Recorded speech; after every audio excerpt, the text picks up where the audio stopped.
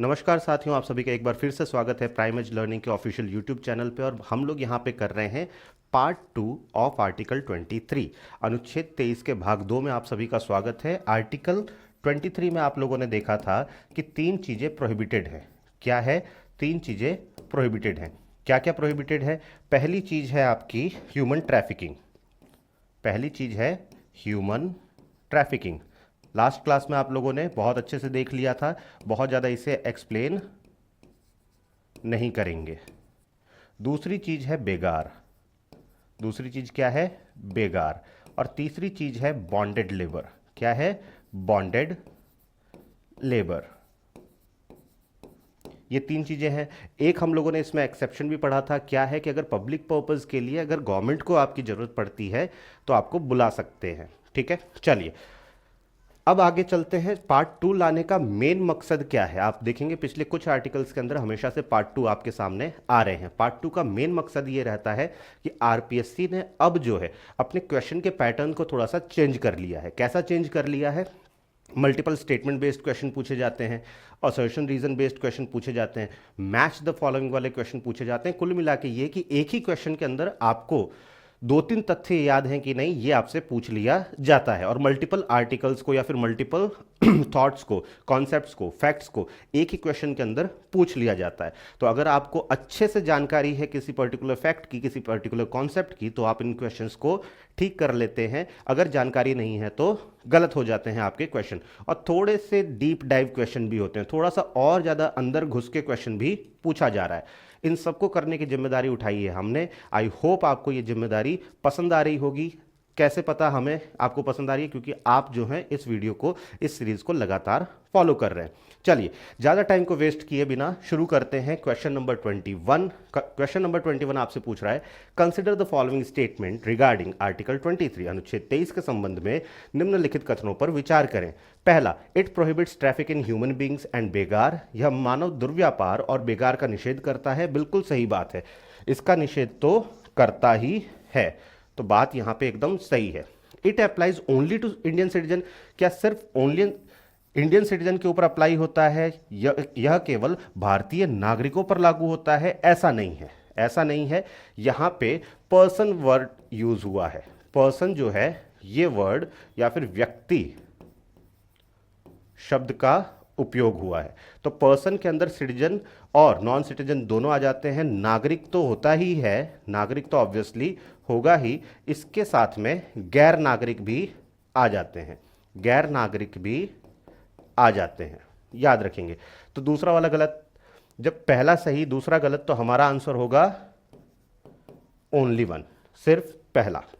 दूसरा क्वेश्चन देखिए, match the following वाला आया है। पहले वाले में आपको कृत्य दिया गया है और दूसरे वाले में आपको इसका मीनिंग पूछा गया है। बेगार का मतलब क्या होता है? बेगार का मतलब होता है नो पेमेंट, कोई भी पेमेंट नहीं होगी, कोई आपने पेमेंट नहीं मिलेगी। ठीक है, तो इनमें से कौन सा है? वर्क विदाउट पे, बिना वेतन के काम करना। यहां लिख दिया मैंने दो। ट्रैफिक इन ह्यूमन बींग्स का मतलब क्या होता है? मानव दुर्व्यापार का मतलब होता है मनुष्यों को वस्तु समझना और उनकी खरीद फरोख्त करना। ठीक है, तो ये आ जाएगा आपका 1 यहां पे।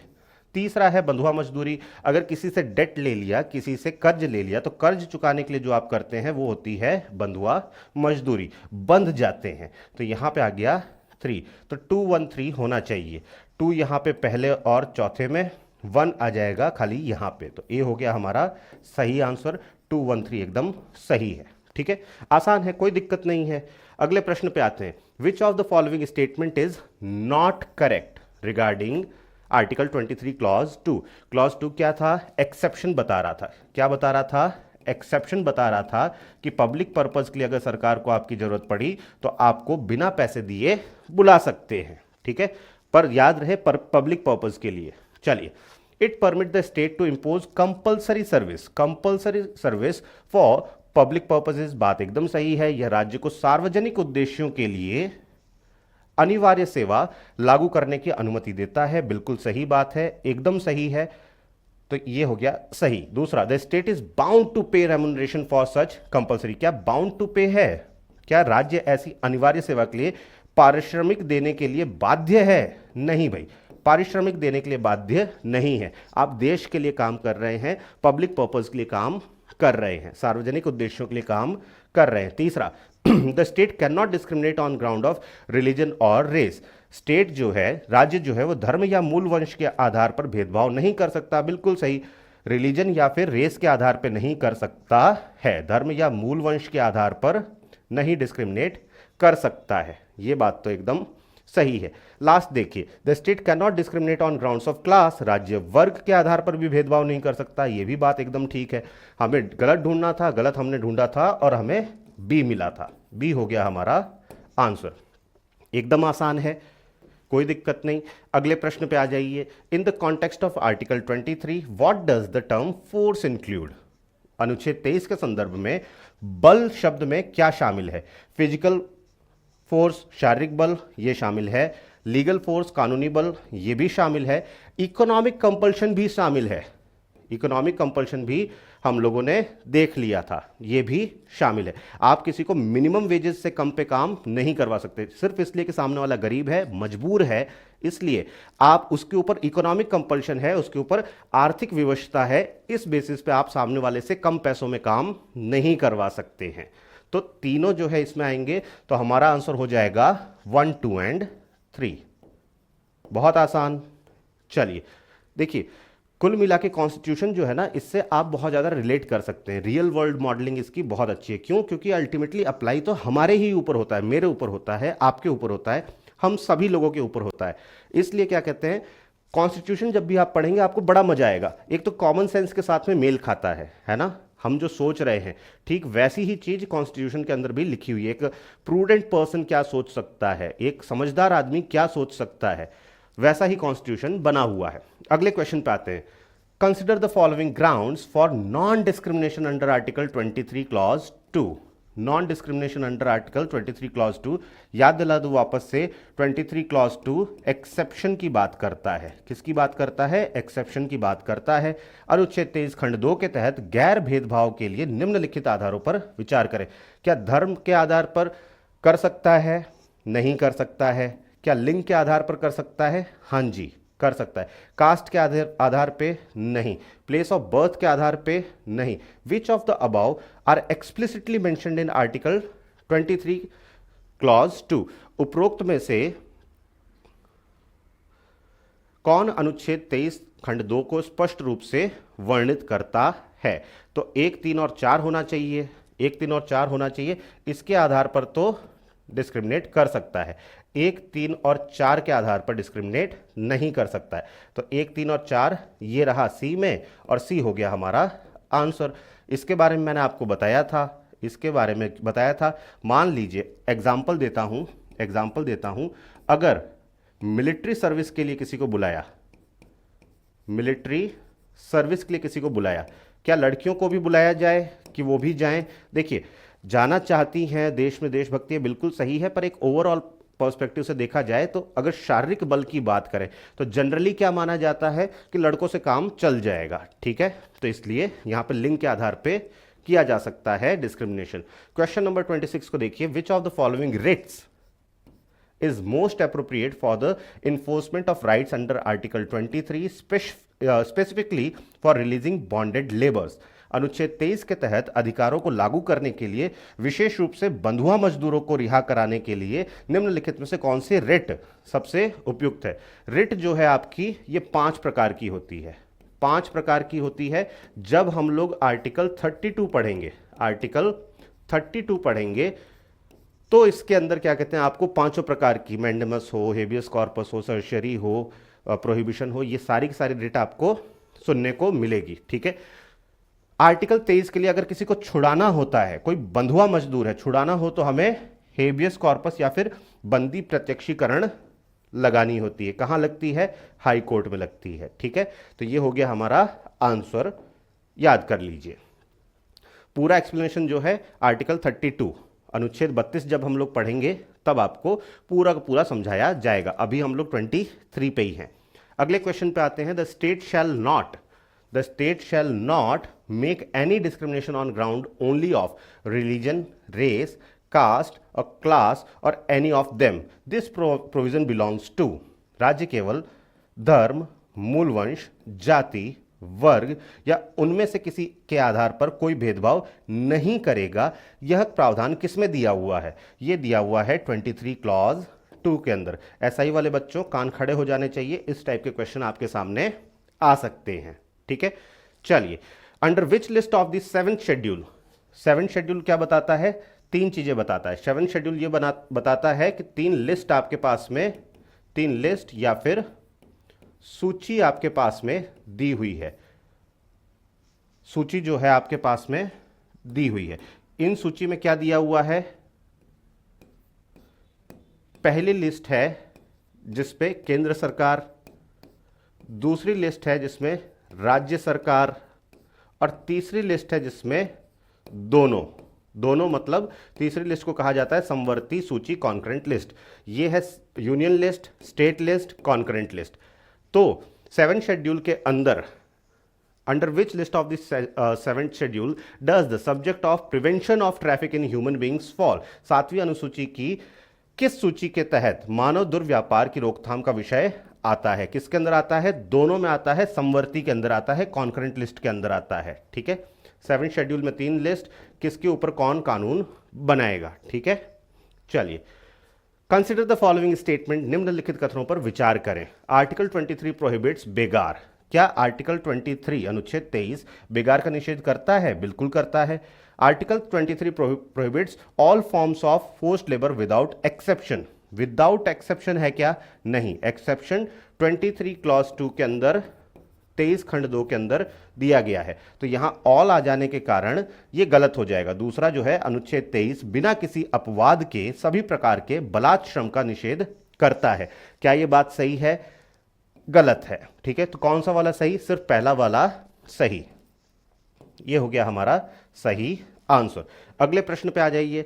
The case of Sanjit Roy versus state of Rajasthan is related to. Sanjit Roy बनाम राजस्थान राज्य का मामला किससे संबंधित है? अब राजस्थान यहां पे आ गया तो आप समझ ही सकते हैं कि आपके लिए थोड़ा सा इंपॉर्टेंट हो गया है। ठीक है, पदोन्नति में आरक्षण, रिजर्वेशन इन प्रमोशन इससे रिलेटेड नहीं है। Payment of minimum wages, minimum wages in famine relief work, अकाल राहत कार्य में न्यूनतम मजदूरी का भुगतान, ये तो होना चाहिए। पंचायती राज इंस्टीट्यूशन, पंचायती राज संस्थाओं से जुड़ा हुआ केस है क्या? प्रेसिडेंट रूल, राष्ट्रपति शासन से जुड़ा हुआ केस है क्या? नहीं। देखिए भाई, हुआ क्या था इस Sanjeet Roy versus state of Rajasthan वाले केस में? कोर्ट ने यह डिसाइड किया कि चलिए ठीक है, पब्लिक पर्पस के लिए हो रहा है, अकाल राहत का कार्य हो रहा है, पर ऐसा भी कार्य नहीं है जिसमें क्या कहते हैं security and defence of the state जो है वो यहां पे, या फिर ऐसा कोई कार्य नहीं है कि देश जो है एकदम पिछड़ रहा है या फिर गर्त में जा रहा है, वैसा नहीं है। पब्लिक पर्पस तो है, पर आप क्या कर रहे हो? आप जो है वो एक सरकारी सेवा दिलवा रहे हो। राहत कार्य जो है वो क्या है? सरकार की तरफ से एक राहत कार्य है, सेवा कार्य है। तो मिनिमम वेज तो आप जिससे करवा रहे हो उसे देना ही पड़ेगा, वरना वो क्या कहलाएगा? वो करवाएगा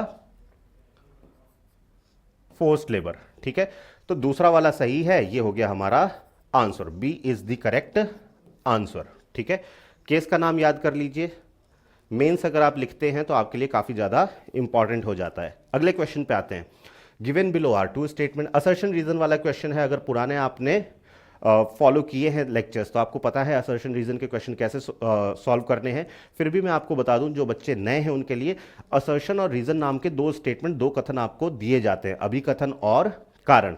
इन दो कथनों के अंदर क्या होता है? सबसे पहले तो इंडिपेंडेंटली, स्वतंत्र रूप से हम देखते हैं कि असर्शन, ये वाला कथन और ये वाला कथन, ये दोनों सही हैं कि नहीं। तो इंडिपेंडेंटली देख लेते हैं। Paying less than the minimum wage to a worker amounts to forced labour under article 23।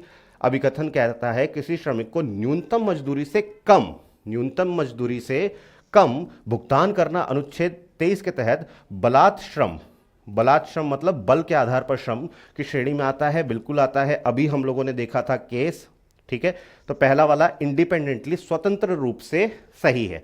Reason देखिए, the term force in article 23 include not only physical और legal force but also compulsion arising from economic circumstances, ये भी हम लोगों ने देख लिया था। अनुच्छेद 23 में बल शब्द में न केवल शारीरिक या कानूनी बल शामिल है बल्कि आर्थिक परिस्थितियों जनित से उत्पन्न विवशता भी शामिल है। बिल्कुल सही। अब यहां पे क्योंकि या फिर बिकॉज लगा के देखिए, बिकॉज या फिर क्योंकि लगा के देखिए क्या ये मामला ठीक बैठ रहा है। अगर मामला ठीक बैठ रहा है कॉन्सेप्चुअली तो ए होगा, मामला ठीक नहीं बैठ रहा है तो बी हो जाएगा। ठीक है, अब पढ़िए, किसी श्रमिक को न्यूनतम मजदूरी से कम भुगतान करना अनुच्छेद 23 के तहत बलात् श्रम की श्रेणी में आता है, क्योंकि अनुच्छेद 23 में बल शब्द में न केवल शारीरिक या कानूनी बल शामिल है बल्कि आर्थिक परिस्थितियों के से उत्पन्न विवशता भी शामिल है। यह कारण एकदम सही है, और कारण जब सही हो तो हमारा आंसर हो जाता है ए। आसान है बच्चों, कोई दिक्कत नहीं है। अगले प्रश्न पे आते हैं। अगला प्रश्न आपसे पूछ रहा है अनुच्छेद 23 और अनुच्छेद 24 के बीच अंतर के संबंध में निम्नलिखित कथनों पर विचार करें। ठीक है, चलिए 24 में आपको बता दूं, 24 शॉर्ट में बता रहा हूं, 6 से 14 साल के बच्चों को, 6 से 14 साल के बच्चों को आप किसी फैक्ट्री,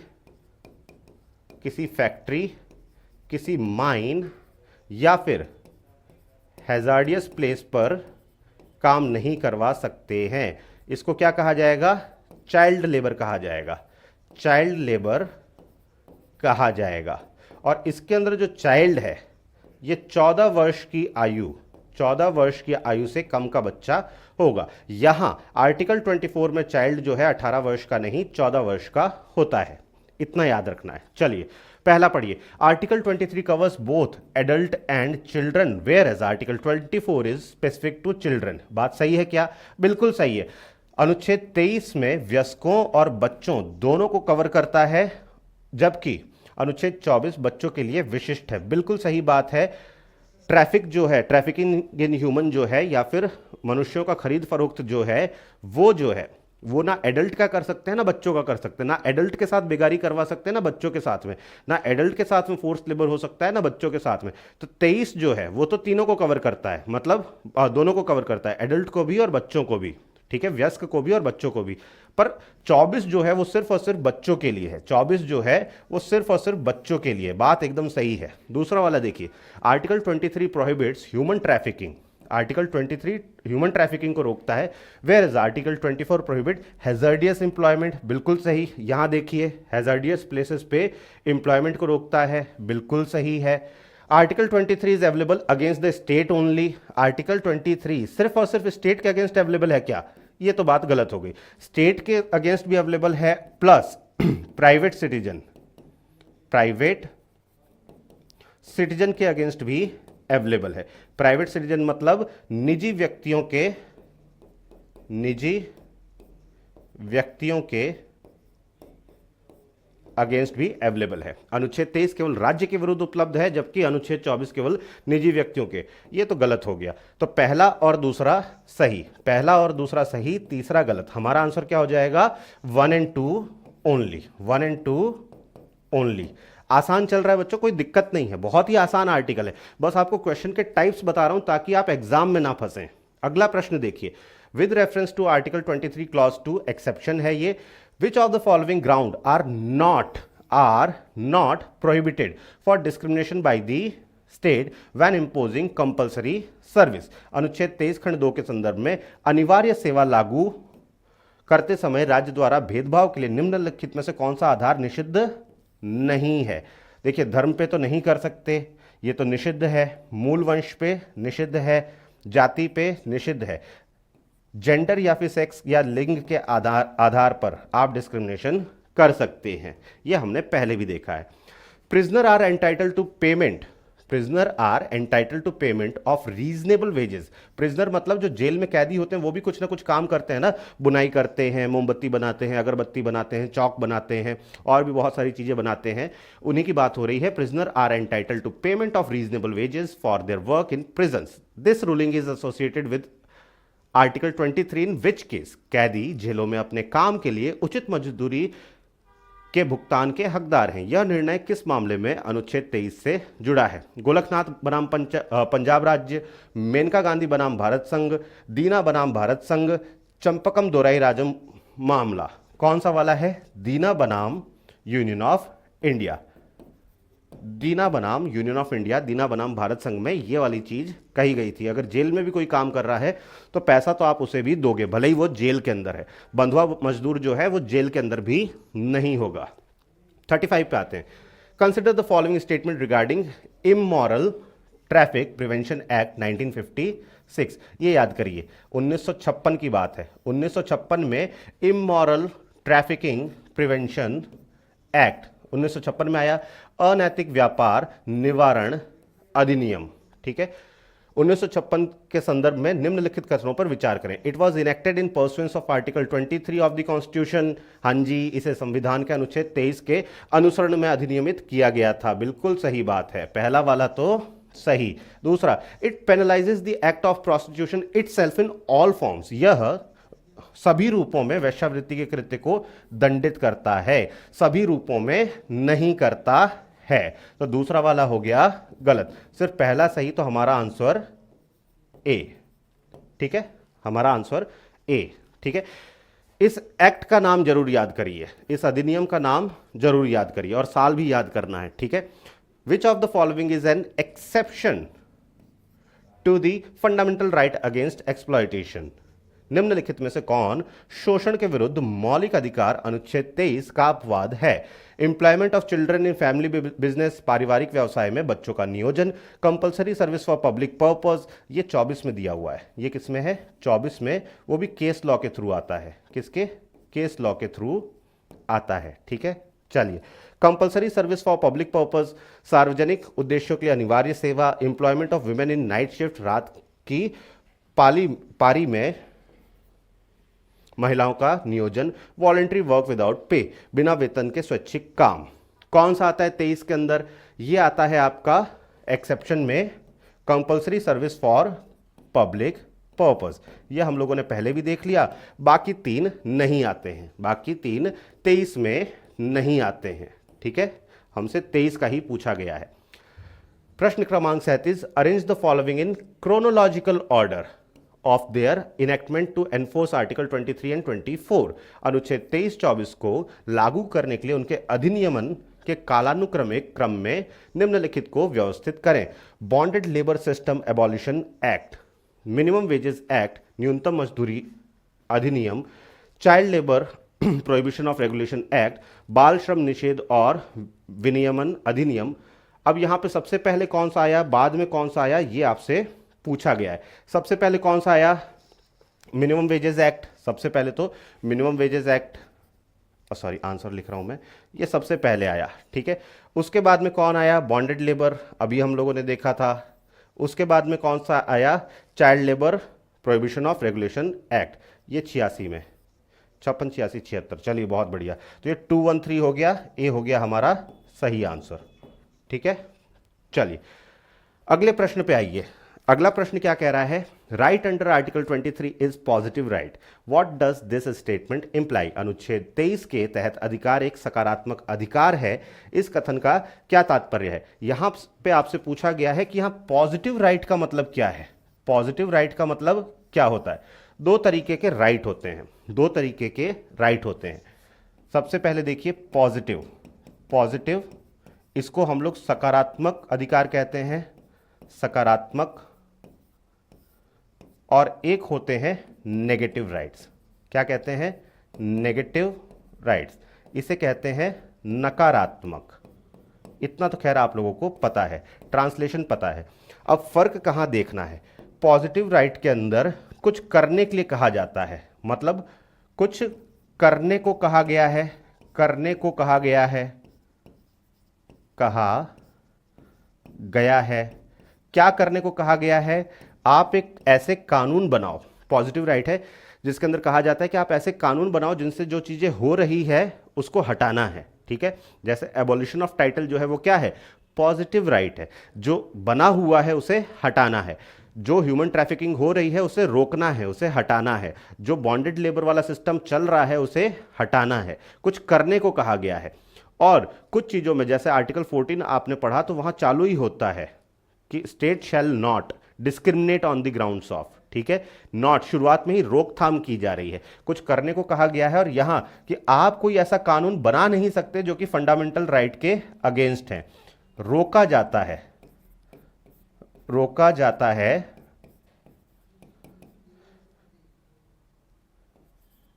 कृत्य को करने से। ठीक है, ये फर्क आप ध्यान देंगे। तो बताइए यहां पे क्या हो रहा है, आर्टिकल 23-24 में क्या हो रहा है, हम अलग अलग कानून लाके बॉन्डेड लेबर है या फिर चाइल्ड लेबर है या फिर ह्यूमन ट्रैफिकिंग है, इन सबको हटा रहे हैं, कुछ कर रहे हैं, अपना अलग से एक्ट ला रहे हैं और कुछ कर रहे हैं। ठीक है, तो इसके बारे में देखिए, it requires the state to take positive steps to abolish evil practices. इसके लिए राज्य को कुप्रथाओं को समाप्त करने के लिए सकारात्मक कदम उठाने की आवश्यकता है। ठीक है, और यहां हम लोग बात खाली 23-24 की कर रहे हैं, अभी 23 की कर रहे हैं। ठीक है, तो बी हो गया हमारा आंसर। अगला प्रश्न देखिए, article 35 of the constitution gives the power to make laws regarding article 23(2). Article 35 के अंदर सिर्फ सेंटर के पास में, पार्लियामेंट के पास में पावर है। ठीक है, आर्टिकल 35 में सिर्फ और सिर्फ पार्लियामेंट के पास में पावर है। ठीक है, 40वां क्वेश्चन क्या कह रहा है, match the case law with subject matter regarding article 23। अनुच्छेद 23 के संबंध में केस लॉ को उनकी विषय वस्तु के साथ सुमेलित करें। People's union for democratic right किसकी बात कर रहा था, मिनिमम वेजेस की बात कर रहा था। एशियाड वर्कर केस लिख दिया हम लोगों ने, या फिर इसके आगे 2 लिख देता हूं, ए के आगे 2 लिख देता हूं। ठीक है, संजीत रॉय अभी हम लोगों ने देखा था, क्या देखा था, फेमाइन रिलीफ वर्क वाला था। ठीक है, और दीना वाला हमने देखा था लेबर बाई प्रिजनर। ठीक है, 3-1, तो 2-3-1 कहां दिए हुए हैं, 2 यहां दिया हुआ है और यहां दिया हुआ है, 3 कहां दिया हुआ है, सिर्फ यहां तो 1 दिया हुआ है। तो ये हो गया हमारा सही, ये हो गया हमारा सही। इसी के साथ में खत्म होता है हमारा आर्टिकल 23, जो कि बहुत ही आसान था और बहुत ही प्यारा भी था। इसके बाद में हम लोग आर्टिकल 24 एंड सो ऑन आगे आगे करते जाएंगे। इंडिया पॉलिटी के लिए ये लेक्चर सीरीज चल रही है, राजस्थान पॉलिटी के लिए आपके लिए सोच लिया है, कुछ ना कुछ नया आने वाला है। चैनल को सब्सक्राइब करके रखें। सब्सक्राइब करना इसलिए ज़रूरी होता है क्योंकि सब्सक्राइब करते हैं तो आपका जो यूट्यूब एल्गोरिदम है वो समझता है कि आप किस चीज़ की तैयारी करना चाह रहे हैं, फिर जो आपको फालतू की चीज़ें जो दिखाना होता है वो नहीं दिखाता है ना। तो आप इसे सब्सक्राइब करके रखें, बेल आइकन दबा लें, ताकि जब भी हम वीडियो लेके आएँ तो आपके पास में अच्छे से क्या कहते हैं नोटिफिकेशन पहुंच जाए, आपका फ़ोन आपका साथ दे आपकी पढ़ाई में। इसके लिए बेल आइकन दबाना थोड़ा सा ज़रूरी हो जाता है। वीडियो को लाइक करना है, शेयर करना है, कोई दुविधा हो तो कमेंट कर सकते हैं। ऐसी सारी चीज़ें आपको पहले से पता है, मैं ना भी बोलूँ तो भी आप जानते हैं इन चीज़ों को, इतने बड़े आप हैं। मिलते हैं आपसे अगली क्लास के अंदर, अपना ख्याल रखिए, तब तक के लिए जय हिंद, जय भारत।